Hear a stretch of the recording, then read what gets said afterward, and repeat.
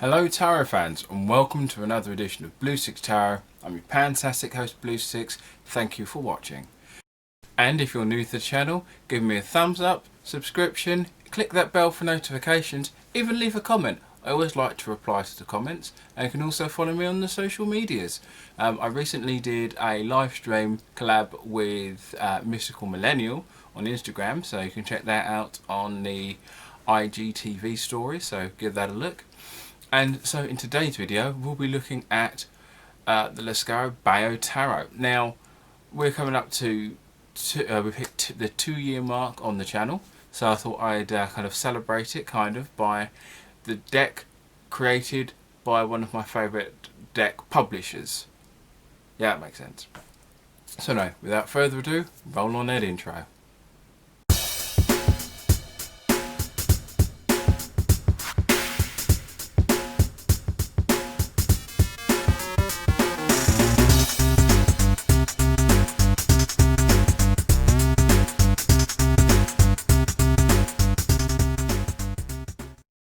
So when I found out that Lo Scarabeo had kind of made their own style of tarot, I thought best give this a look. At this point I'd already had the Thoth, a couple of Lenormands, Tarot of the Marseille, etc. So I thought, well, as a collector I might as well give this a look, and as I said, a lot of the decks I own are from Lo Scarabeo, so I decided to pick it up.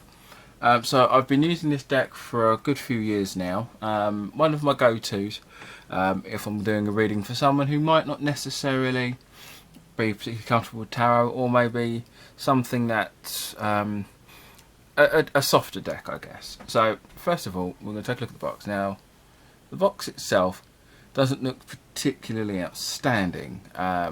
It's very much showing off that it's Lo Scarabeo who made it, rather than anything particularly special. So the box itself doesn't look particularly flash. Now at the bottom it says, "The art of divining begins a new chapter." Now that is a very kind of, it does sound like a very arrogant sort of statement, because it kind of is.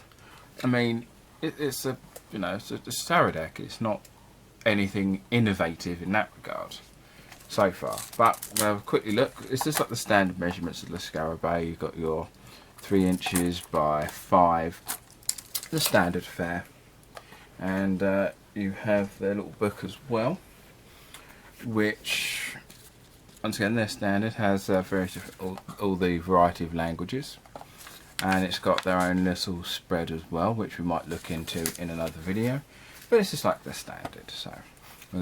So first we're going to look at some of the majors. So once again we always start with the Fool, as the Fool is my favourite card, and I like this one in the fact that they're kind of on a cloud. They still have the little dog, but you've got this nice this arch here, so it looks like they're coming out of the arch and into this new area.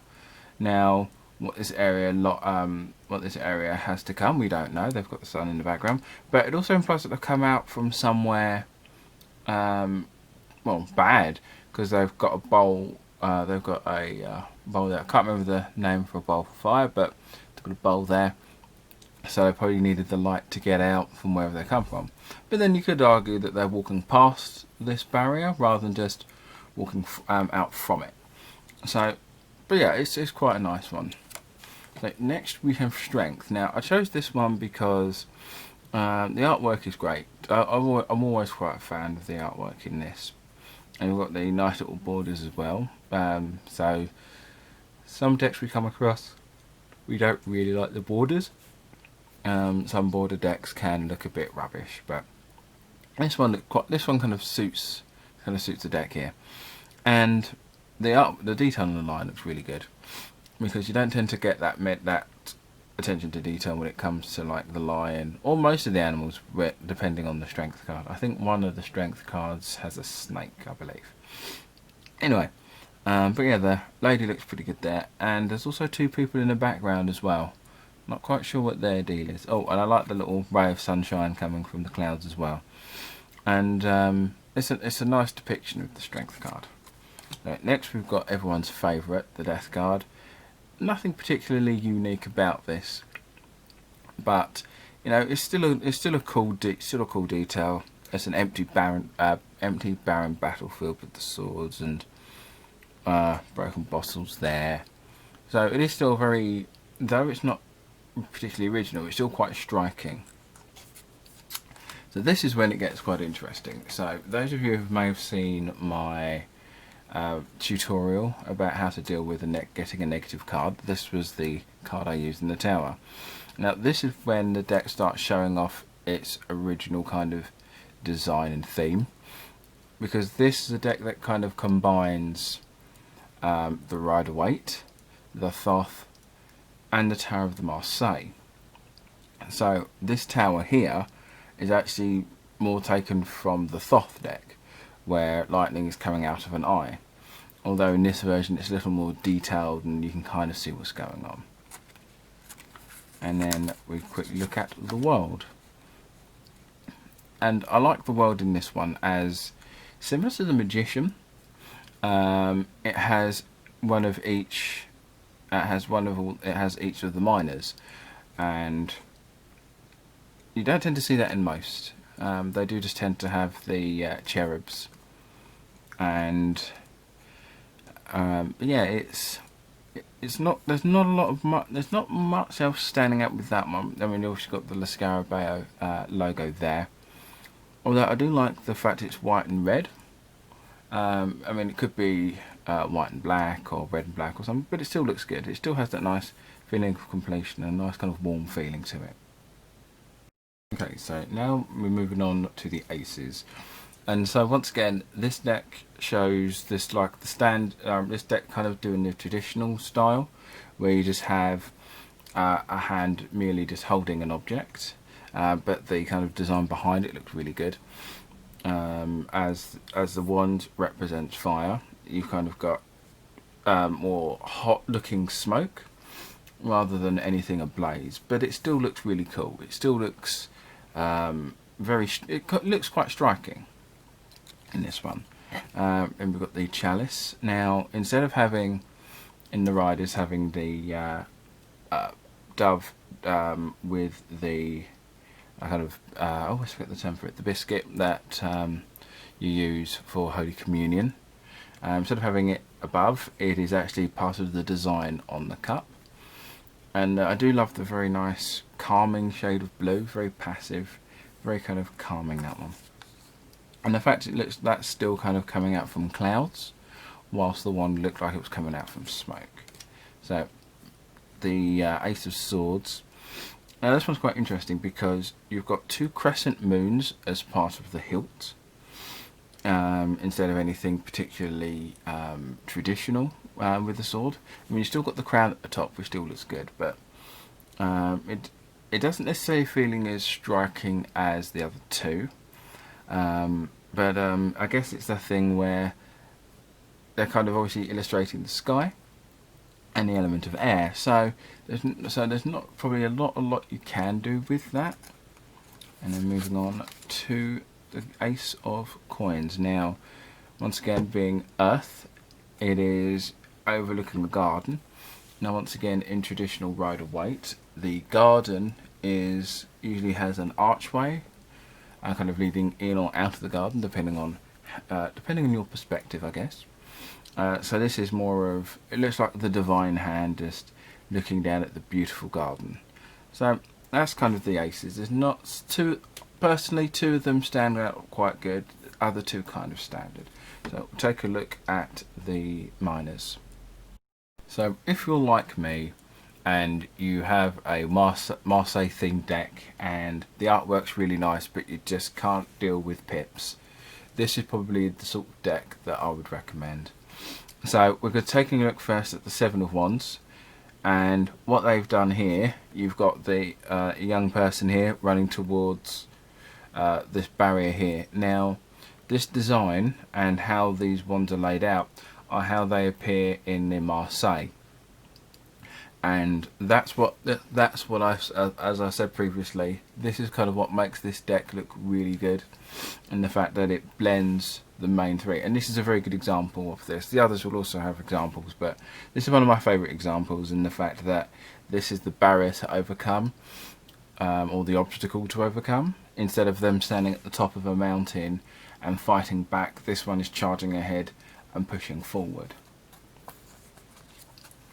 Now, looking at the Three of Cups, it does have that, this one has that nice classic style of three people getting together and just having a whale of a time. And in this one it's quite nice because they're making wine.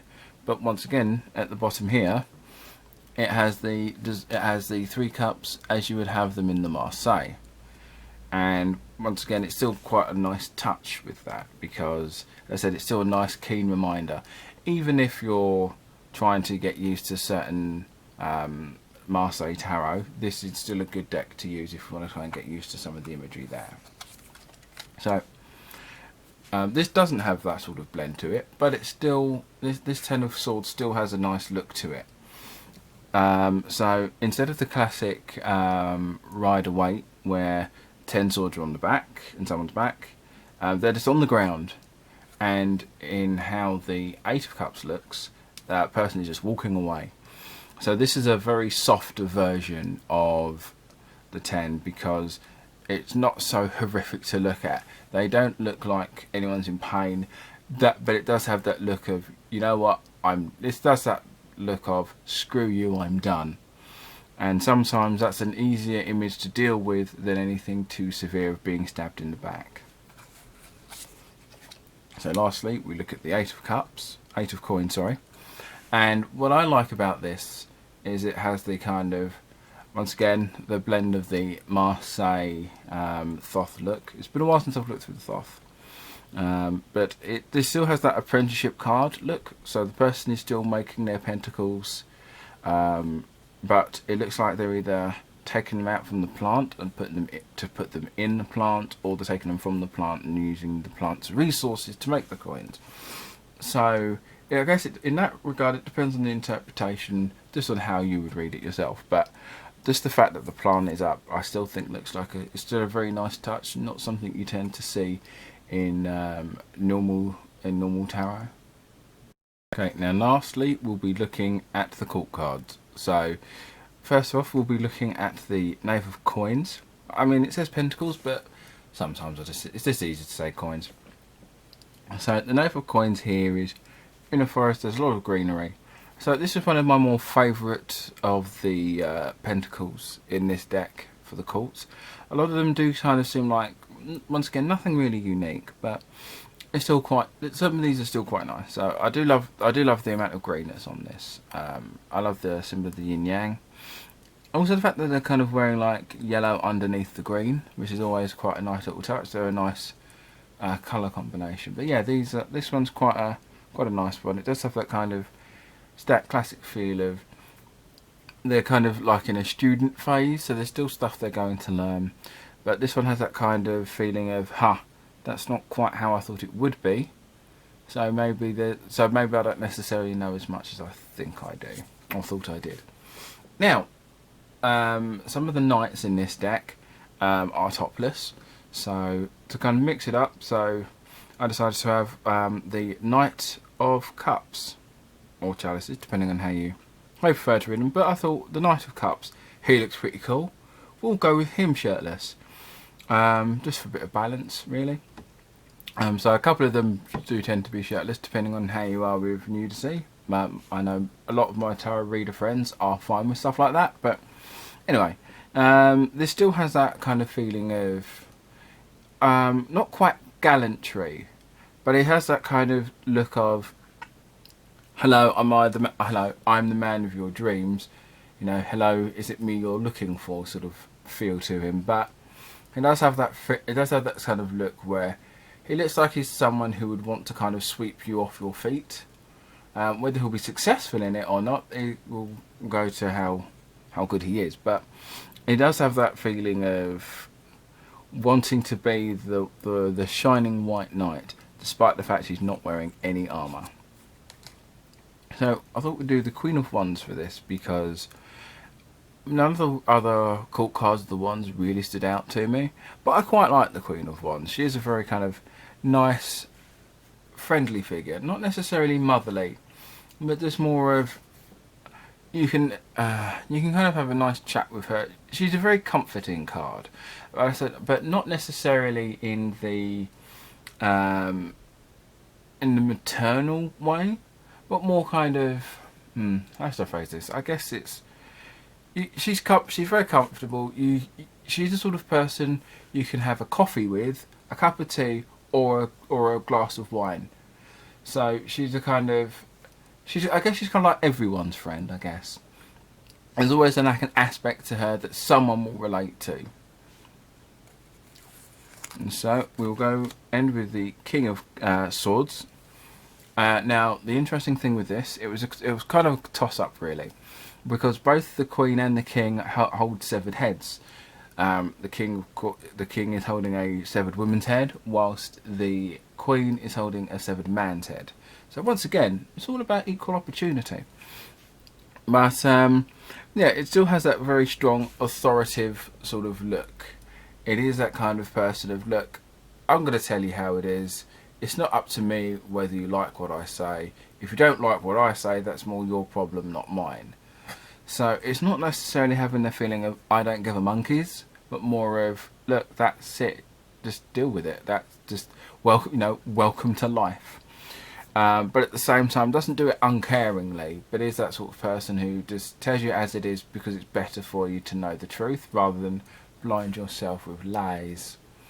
Yeah, but I like, on the side note, I do like the butterflies. The butterflies quite nice, but the shade of green I don't think necessarily works too well with this, but still, overall, it's still a nice, strong looking card.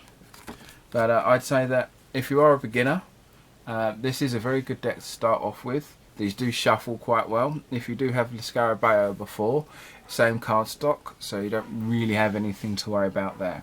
Yeah, hope you enjoyed the video. I shall probably have another video up later on in the week, and it's like I've got to sort out my dog now. So you all have a good one, and I'll see you soon.